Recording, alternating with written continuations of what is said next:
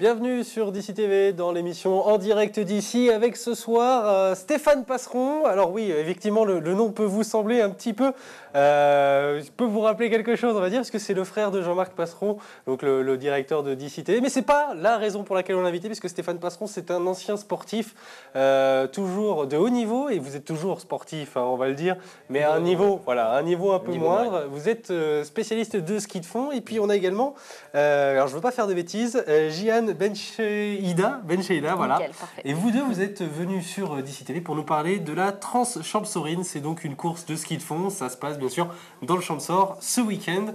On va commencer tout simplement. La Trans-Champsaurine, c'est combien de parcours?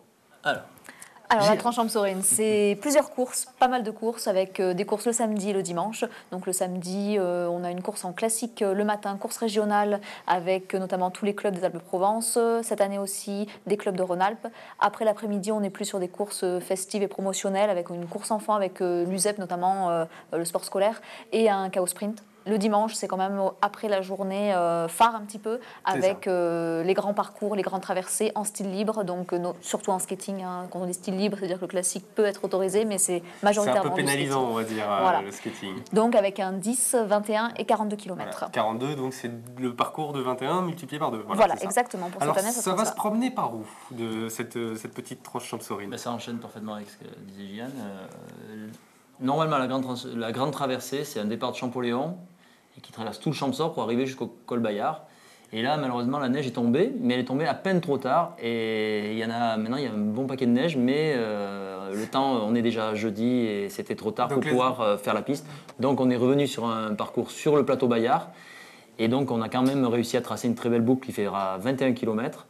Donc à effectuer 2 fois pour ceux qui feront 42, une fois pour ceux qui feront le 21, et après il y aura la boucle de 10 km qui empruntera une grosse partie aussi de ce parcours. Écoutez, je vous propose de regarder tout de suite ce reportage qu'on a été tourné ce midi pour voir un petit peu la préparation, les derniers préparatifs. C'était donc ce jeudi midi au sommet du col Gap Bayard. Je vais y arriver. Comme partout ailleurs dans les Hautes-Alpes, de la neige est tombée au col de Gap Bayard et c'est avec plaisir que les organisateurs de la 4e Trans-Champsaurine sont à pied d'œuvre pour damer les pistes et farter les skis en vue d'un gros week-end de sportifs. Ce dimanche, c'est 3 parcours de prévus, sauf changement lié à la météo, un 10 km en ski de fond, un 21 km et 2 boucles de 21 km.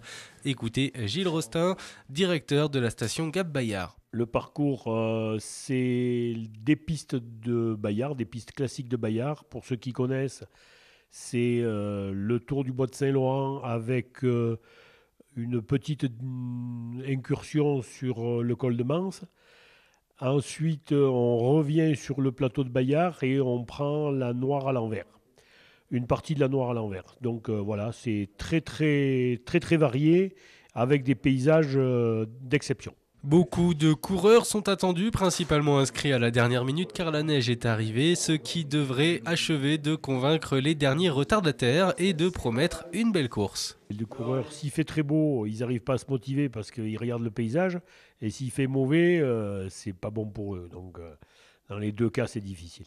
Autre compétition ce samedi, toujours au même endroit, le Grand Prix Gap Bayard avec des parcours de 1 km pour les poussins et jusqu'à 10 km pour les seniors.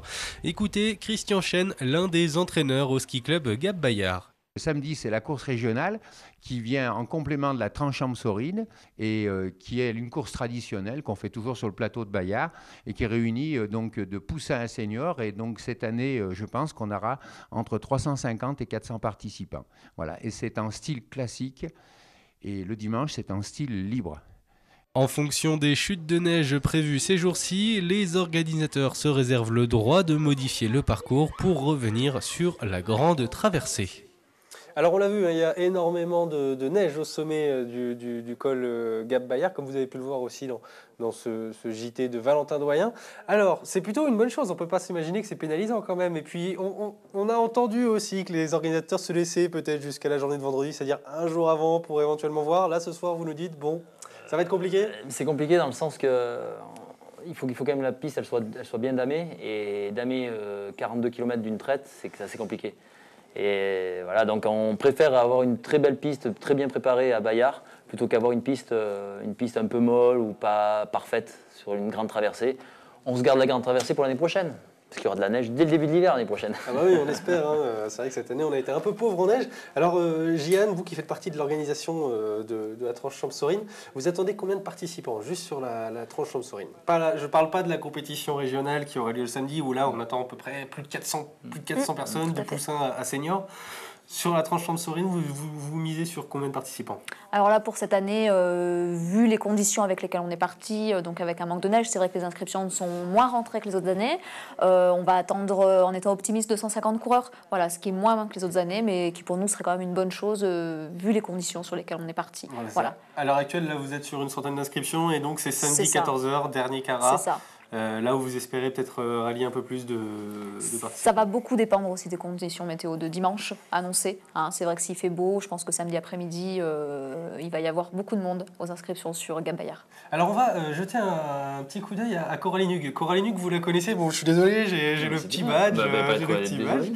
J'ai le petit badge Coralie Hug qui est donc, comme vous le savez, sélectionnée aux Jeux Olympiques de Sochi qui arriveront en février. Donc c'est une skieuse de fond, c'est un des meilleurs espoirs français en ski de fond féminin.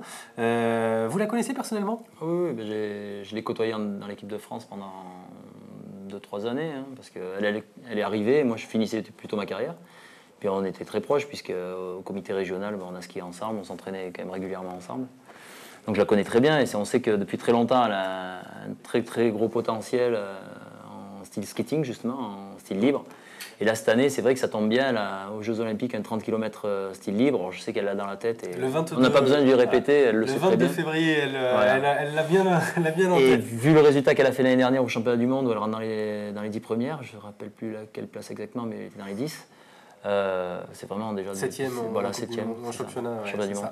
Et donc là, vraiment, elle avait fait une fin de course extraordinaire, puisque je crois que dans les derniers tiers de course, elle rentrait dans les 3 meilleurs. Donc on peut imaginer qu'une médaille, et même si elle sort la course, qu'elle a les skis ce jour-là, que tout est en place, on peut rêver quelque chose d'extraordinaire. Eh bien, je vous propose d'écouter son sentiment sur la Coupe du Monde, les Jeux Olympiques. C'était sur le plateau de DC TV. C'est vrai que les Jeux, c'est quand même des épreuves très particulières, quoi. On l'a vu sur... c'est un jour, des personnes qui peuvent sortir comme ça. Donc, c'est vraiment le moment d'y croire pour cette médaille sur ces Jeux-là. Après, moi, je dirais que quand même, le truc le plus important, c'est de se faire plaisir. Vivre vraiment les Jeux, tout ce qui se passe autour, vraiment sereinement, et puis se faire plaisir. Alors Stéphane Passeron, on vient d'entendre Coralie Hug, qui a la chance de participer aux Jeux Olympiques. C'est même sa première participation, à presque 30 ans. Elle a joué un peu de malchance. Vous n'avez pas pu y aller non plus. C'est un de vos grands regrets dans votre carrière sportive?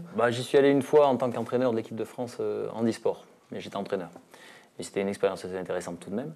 En tant que coureur, ouais, ça s'est jamais bien passé pour ce qui est des Jeux Olympiques. Les championnats du monde, j'ai réussi à me sélectionner. Mais les Jeux, c'est des courses très particulières. Surtout que moi, j'étais un peu spécialiste des longues distances et du style libre. Et c'est vrai que les 2 fois où j'aurais pu participer, une fois il y avait un autre Français, Hervé Balland à l'époque, qui était très très très fort. C'est vrai, il était un peu plus fort que moi, donc ils avaient choisi, les sélectionneurs, d'en prendre qu'un et lui donner les moyens pour réussir. Bon voilà, il avait passé le cut. Et la deuxième fois, c'était à Pragelato en Italie pour finir. C'est passé à rien, mais j'étais premier remplaçant, mais je suis resté sur le carreau. Donc bon, après c'est le jeu, c'est le haut niveau, on sait que une carrière c'est long et on essaie d'être tout le temps là, mais c'est compliqué d'être pendant 15 ans au top. Eh bien écoutez, on va reprendre ce débat sur la tranche Champs-Sorines, sur le ski de fond en général avec Stéphane Passeron. Ça sera sur DC TV bien sûr, et c'est juste après ça.